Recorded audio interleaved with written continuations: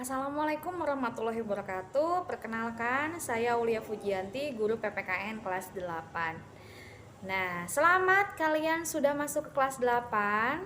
Sudah artinya kalian sudah belajar secara maksimal di kelas 7 sehingga bisa naik di kelas 8. Nah, di semester 1 PPKN untuk kelas 8 ada 3 suku bahasan yang akan dibahas oleh kalian semua selama kelas 8 di semester 1. Sebelum pembelajaran kita mulai, alangkah baiknya kita berdoa dulu kepada Allah Subhanahu wa taala agar kita diberikan keberkahan, perlindungan, kesehatan dan keselamatan. Oke. Bab 1 di kelas 8 ini berjudul kedudukan dan fungsi Pancasila. Tapi sebelum saya bahas kedudukan dan fungsi Pancasila, kalian harus tahu dulu tujuan pembelajarannya. 1. Mensyukuri kedudukan, fungsi, dan arti penting Pancasila. 2. Menghargai arti penting Pancasila sebagai dasar negara dan pandangan hidup bangsa. 3. Mengetahui dan mengamalkan nilai-nilai Pancasila sebagai dasar negara dan pandangan hidup bangsa. Dan yang terakhir, mengetahui dan melakukan berbagai perilaku yang sesuai nilai-nilai Pancasila dalam berbagai segi kehidupan. Oke. Di bab pertama yang berjudul kedudukan, fungsi, dan arti Pancasila, yang pertama akan dibahas itu adalah nomor 1, Pancasila sebagai dasar negara. Pancasila yaitu singkatan dari Panca dan Sila. Panca artinya 5, Sila adalah dasar. Jadi Pancasila itu adalah 5 dasar. Nah, apa bunyi dari Pancasila? Pancasila berbunyi 1, ketuhanan yang Maha Esa. 2. Kemanusiaan yang adil dan beradab. 3.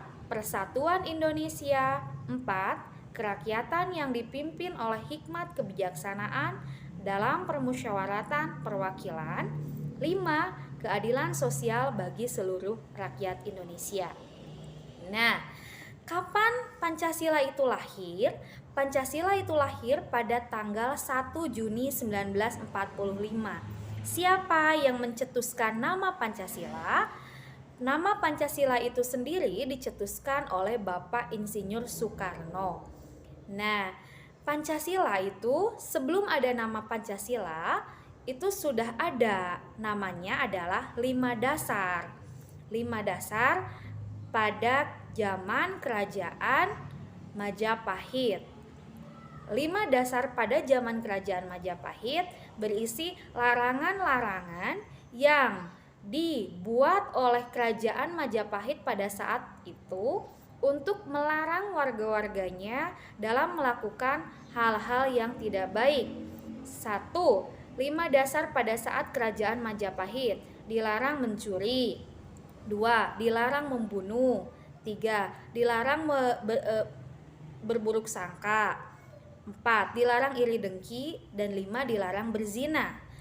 Nah, pada saat itu warga zaman kerajaan Majapahit sangat mentaati aturan tersebut, sehingga kehidupan pada saat itu aman, damai, tentram, sejahtera.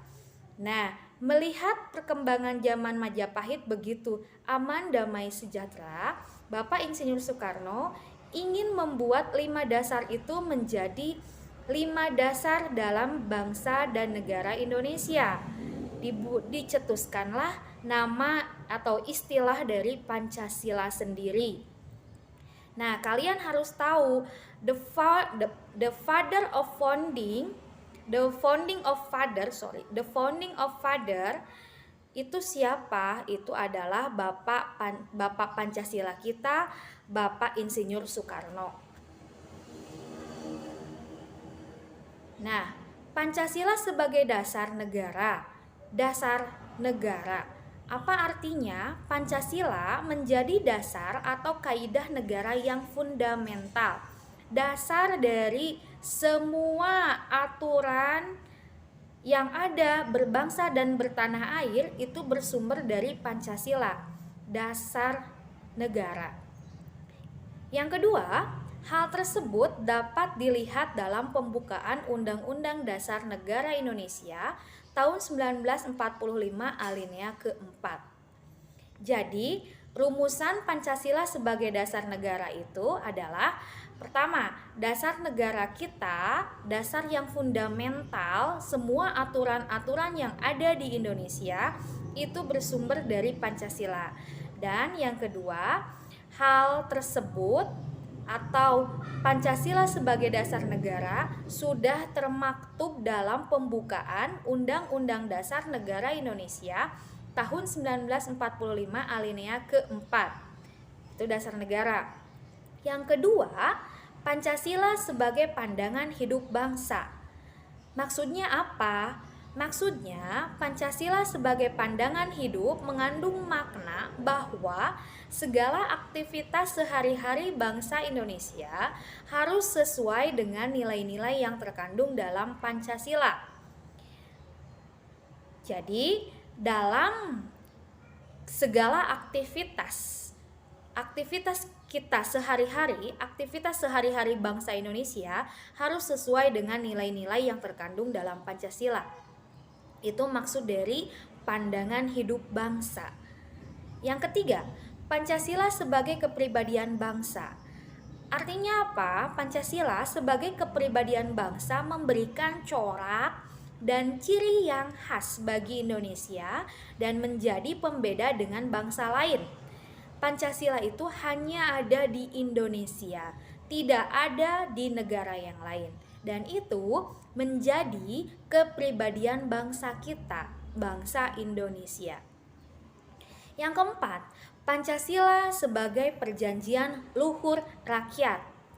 Pancasila sebagai perjanjian luhur merupakan suatu perjanjian yang disepakati bersama oleh seluruh rakyat Indonesia dan harus diamalkan serta dilestarikan. Yang kelima, Pancasila sebagai sumber dari segala sumber hukum. Artinya, semua hukum atau peraturan yang berlaku di Indonesia itu harus bersumber dari Pancasila. Yang keenam, Pancasila sebagai ideologi negara.